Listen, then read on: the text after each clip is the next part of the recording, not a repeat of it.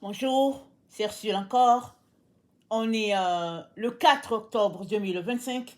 Alors je viens sonner la trompette aujourd'hui encore et je viens proclamer le retour de notre Seigneur Jésus-Christ.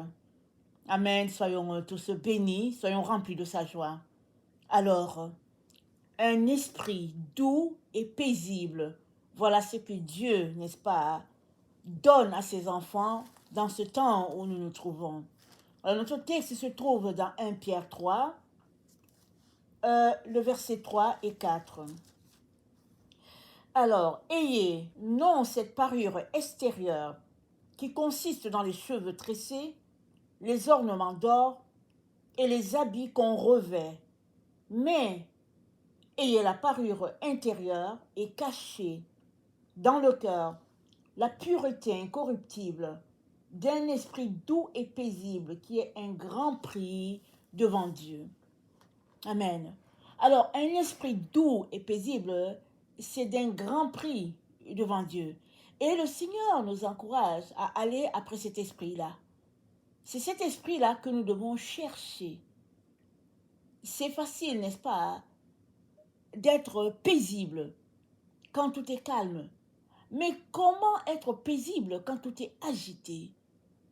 Et le Seigneur, n'est-ce pas, a beaucoup de paix, beaucoup de douceur pour quiconque viendra à lui et dépendra de lui. Et c'est ça qu'il aimerait pour chacun d'entre nous dans ces moments assez intenses, n'est-ce pas, en agitation sur toute la terre. Alors, ici, il s'agit, n'est-ce pas, de ne pas se concentrer sur l'extérieur, mais d'être tout simplement en paix, n'est-ce pas, à l'intérieur de soi. Et cette paix va se répandre partout. Alors, le texte parle en particulier aux femmes, parce que dans le temps, il n'y avait que les femmes qui se tressaient, elles étaient à porter des bijoux.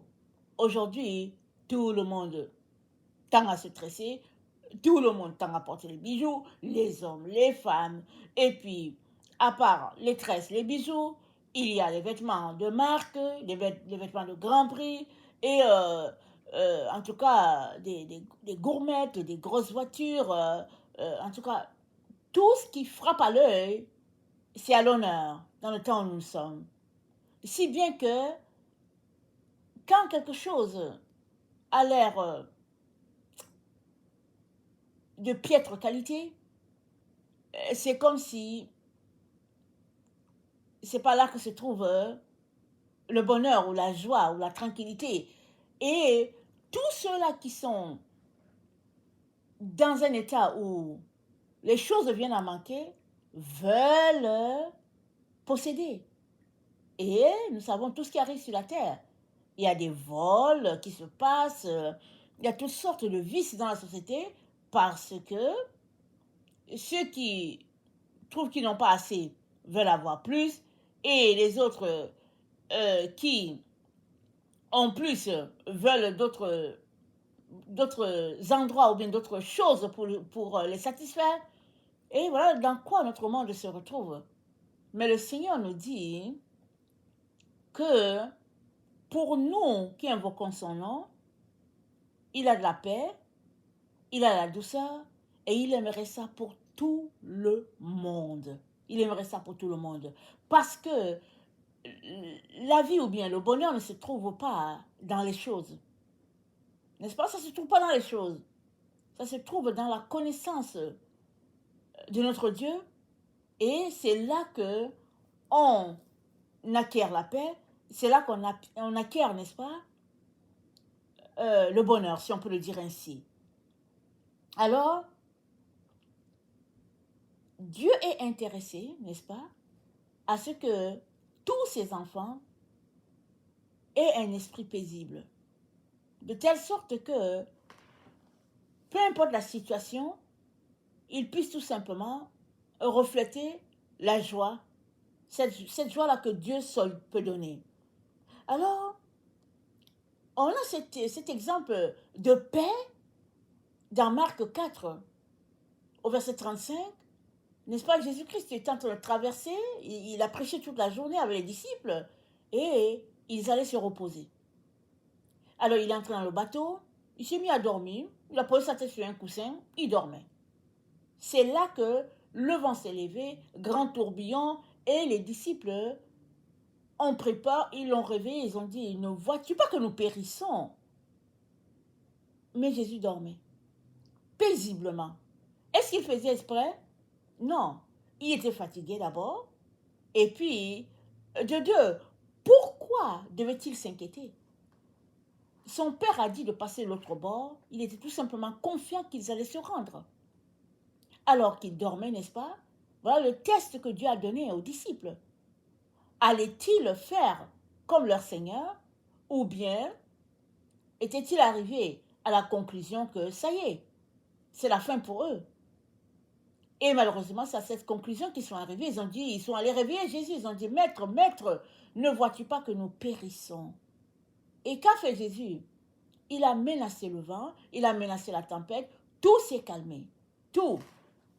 Et, attendez, on va lire le texte dans Marc 4, la réaction du Seigneur Jésus. Marc 4, au verset 39, c'est dit, s'étant réveillé, il menaça le vent, il dit à la mer, silence, tais-toi, et le vent cessa, et il eut un grand calme, puis il leur dit, pourquoi avez-vous ainsi peur?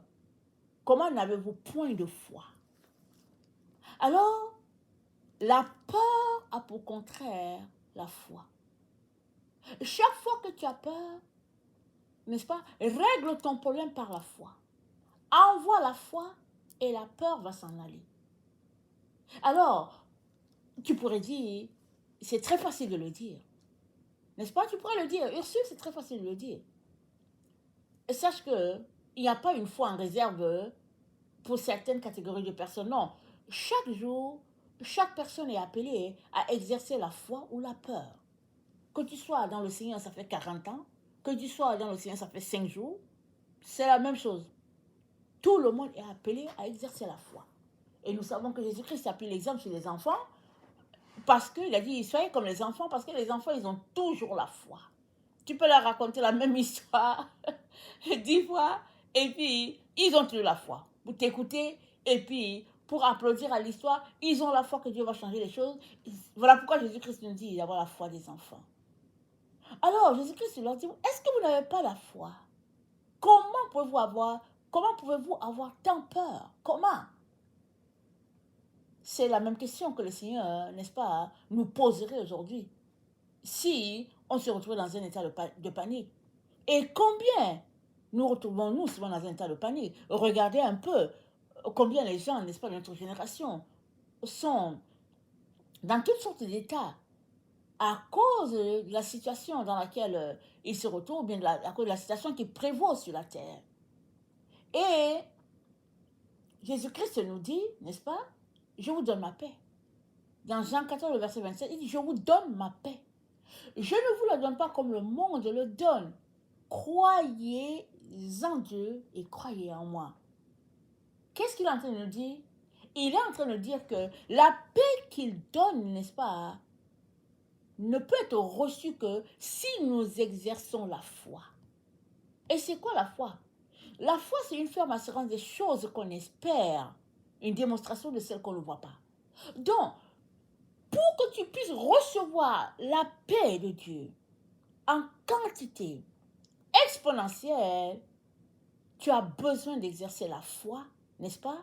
Et te tenir aux paroles de Dieu, n'est-ce pas? Et espérer en lui, parce que c'est lui seul qui peut faire changer les choses. Si on prend l'exemple de cette tempête qui s'est levée alors que Jésus et les disciples étaient dans un bateau, il n'y avait rien à faire. Si Jésus-Christ ne calmait pas la mer, il n'y aurait rien eu à faire parce que la mer était déchaînée. Les vents étaient levés et puis ben voilà. Mais Jésus-Christ a eu autorité, n'est-ce pas, sur la nature, alors il a dit calme-toi. Et aujourd'hui encore, il vient, n'est-ce pas, nous parler de la même chose, c'est-à-dire de la même manière qu'il a parlé là, à la mer, à la tempête, nous sommes, n'est-ce pas, détenteurs d'un pouvoir, et c'est le fait, n'est-ce pas, de parler aux éléments de la nature, les empêchant, n'est-ce pas, de s'exercer d'une manière ou d'une autre dans telle direction ou telle autre, parce que Dieu nous a donné la prière, n'est-ce pas?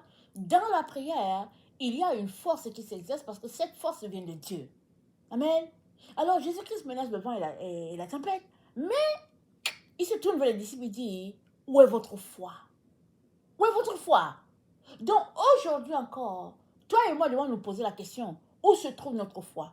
Est-ce que notre foi se trouve dans ce que nous voyons avec nos yeux? Alors, ça veut dire qu'on n'a pas de foi du tout. Ou bien notre foi se trouve-t-elle en Dieu? Et si elle est en Dieu, ça veut dire qu'il n'y a qu'en lui seul que nous pouvons exercer, n'est-ce pas, cette foi-là. Et c'est de continuer d'espérer, au-delà de toute espérance, quand tu es dans une situation, n'est-ce pas, où il n'y a pas moyen que tu t'en sortes, tu es tout simplement appelé à exercer la foi et à l'exercer et de t'attendre à Dieu parce que lui seul peut faire le miracle tant attendu, tant espéré. Amen. Alors Jésus-Christ nous dit, tu me donnes ma paix. On va regarder le texte de Jésus, Jean 14, le verset 27. Jean 14, le verset 27. Je vous donne ma paix, je ne vous le donne pas comme le monde le donne. Il dit, si vous m'aimez, vous vous réjouirez de ce que je vais au Père. Si vous m'aimez, vous vous réjouirez.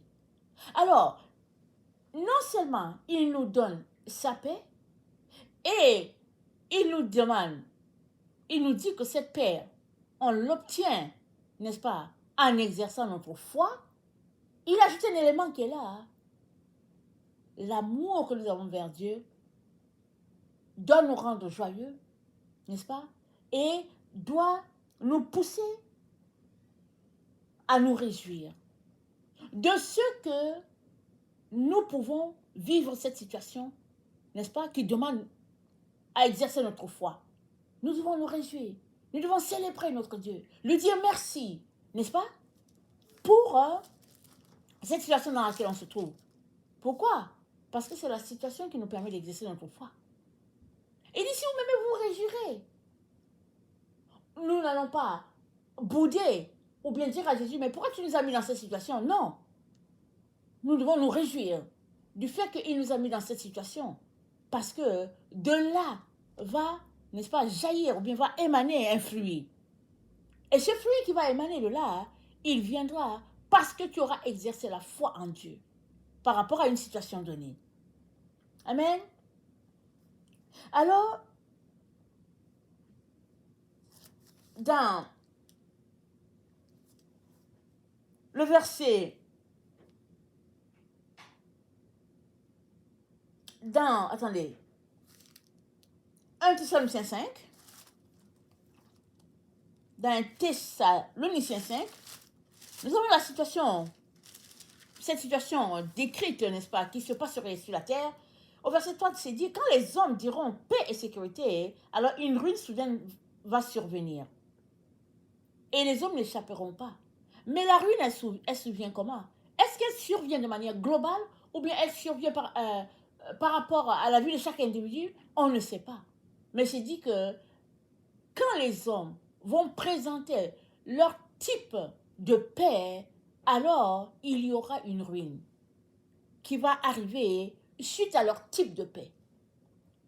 Et nous sommes, n'est-ce pas, dans ce temps de la terre où il y a toutes sortes de solutions présentées afin de trouver une solution paisible par rapport à telle situation, par rapport à tel pays, par rapport à telle chose, n'est-ce pas? Et Dieu dit, chaque fois qu'il y a une situation de paix orchestrée par les humains, il y a une ruine qui suit. Et il dit, mais vous n'êtes pas des enfants des ténèbres pour que ces jours-là vous surprennent. Nous ne devons pas être surpris d'entendre la recherche de paix par-ci, la recherche de paix par-là, d'entendre que, il y a une guerre ici, et puis il y a une négociation de ceci. Nous ne devons pas être surpris. Pourquoi? Parce que tous ces éléments, n'est-ce pas, concourent, n'est-ce pas, à amener le temps prévu par Dieu, c'est-à-dire ce temps-là où il va régner sur la terre comme Dieu, comme Père, vivant au milieu de ses enfants. Amen. Alors, au verset 6, c'est dit, ne dormons donc point comme les autres, mais veillons et soyons sobres. Donc, l'élément clé, c'est de ne pas dormir. C'est-à-dire de ne pas somnoler. C'est-à-dire de ne pas croire à tout ce que nos yeux voient, mais de chercher le point de vue de Dieu dans toutes choses. Parce que les hommes peuvent te dire c'est la paix, les hommes peuvent te dire c'est la sécurité, les hommes peuvent te dire il n'y a rien à inquiéter, mais au finish, le dernier mot appartient à Dieu. Et Dieu te dit, recherche cette paix que je donne, elle est d'abord intérieure, elle n'est pas extérieure. Elle est d'abord intérieure. Et au verset 6, c'est dit, mais veillons et soyons sobres. C'est quoi le fait d'être sobre? Être sobre, n'est-ce pas? C'est être calme, c'est être concentré. Dieu est en train de nous dire, dans ce temps où nous nous trouvons sur la terre là, il est en train de nous dire, sois calme, sois concentré. Concentré sur quoi et sur qui? Concentré sur Dieu. Sois calme. Garde ton focus sur ton Dieu. Peu importe ce qui arrive, garde ton focus. Donc, tout notre travail va consister à garder le focus sur Dieu. À espérer en sa bonté. À espérer en ce qu'il a dit. Parce que c'est lui seul qui peut faire sortir nos pieds du filet. Lui seul. Alors Dieu nous dit de garder la foi. Amen. De garder la foi en ce Dieu-là. Parce que lui seul peut faire changer les choses, n'est-ce pas? Et amener la situation à un état convenable pour tout un chacun. Et dans Daniel 10, vous connaissez l'histoire de Daniel, n'est-ce pas? Qui travaille à la cour du roi de Babylone, lui judéen d'origine. Alors, Daniel, n'est-ce pas, a porté grâce. Le roi, n'est-ce pas, aimait bien Daniel, les différents rois. Daniel avait une relation avec Dieu et il a été visité par un ange plus d'une fois.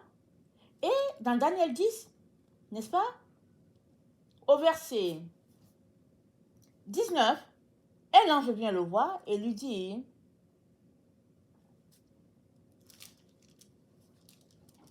attendez, verset 19, voici, quelqu'un qui avait l'apparence des fils de l'homme toucha mes lèvres.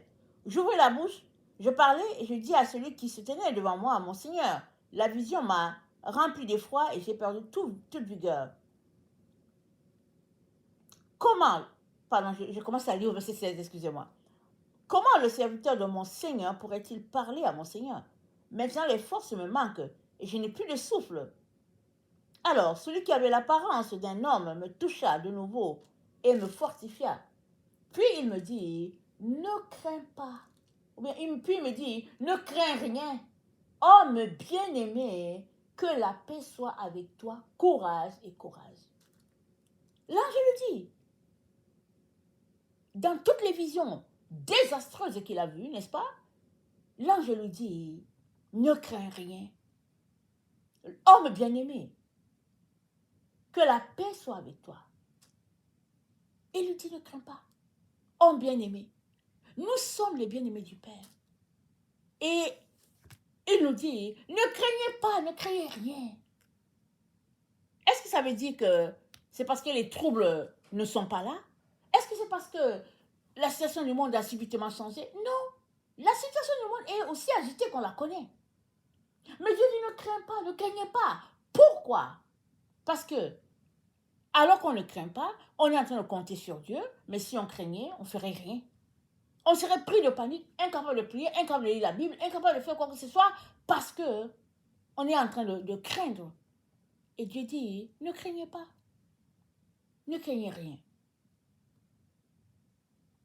Mais seulement, soyez courageux. Et Daniel dit, pendant qu'il me parlait, je repris des forces. Et j'ai dit, mon Seigneur, tu m'as fortifié. Donc, dans une situation de découragement, de, de perturbation, de confusion, n'est-ce pas? La voix de Dieu est là paisible pour nous calmer, n'est-ce pas? Et pour nous redonner de l'espoir. Et Dieu nous dit, n'ayez pas peur. Cherchez tout simplement à aller vous réfugier au pied de votre Seigneur. Là-bas, à cet endroit, il te dira, n'aie pas peur. Crois seulement. Aie confiance. Parce que l'avenir appartient, pardon, parce que l'avenir est entre les mains de Dieu. Ce n'est pas entre les mains, n'est-ce pas, d'un humain. C'est entre les mains de Dieu. Oui, les humains peuvent décider de faire ceci, faire cela. Mais ça ne change pas que Dieu est au contrôle. Et pour tous ceux-là qui l'écoutent, il dit, ne craignez pas, ne crains pas. Ne passe pas ton temps à te préoccuper de ce que tu vas porter, comment tu seras habillé, comment, n'est-ce pas, tu vas aller t'amuser. Il dit, non, concentre-toi, n'est-ce pas, à chercher ton Dieu et à poser des actions agréables au Seigneur. Et lui seul, n'est-ce pas, peut venir changer tout ce qui devait être changé. Et au verset 21 de Daniel, l'ange lui dit, je veux te faire connaître ce qui est écrit dans le livre de la vérité. Chaque fois, n'est-ce pas, qu'une génération vient sur la terre, le Seigneur veut toujours nous révéler. Il veut nous révéler la voie de la vérité. Et pour que cela parvienne jusqu'à nous, on doit laisser de côté la crainte, la peur de quelque chose qui devrait arriver, et puis qui pourrait arriver, et puis voilà. C'est important de laisser de côté, n'est-ce pas, la peur. Et de choisir, de croire en la parole de Dieu, parce que c'est lui qui l'a dit. Et en choisissant de croire, on est en train d'exercer notre foi. On est en train d'exercer le contraire, n'est-ce pas, de la peur. Parce que la foi, c'est le contraire de la peur.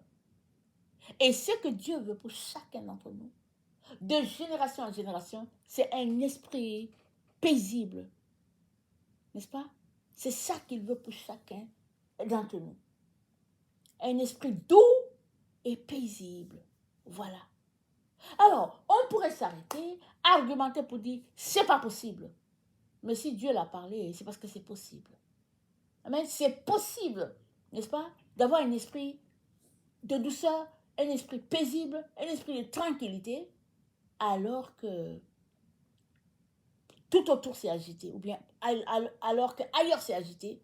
C'est possible, n'est-ce pas, d'avoir la paix, de vivre dans un environnement de paix, de confiance totale. Et c'est ça que Dieu veut pour chacun d'entre nous. Parce que c'est de là que va émaner ta victoire par rapport à telle situation ou bien telle autre.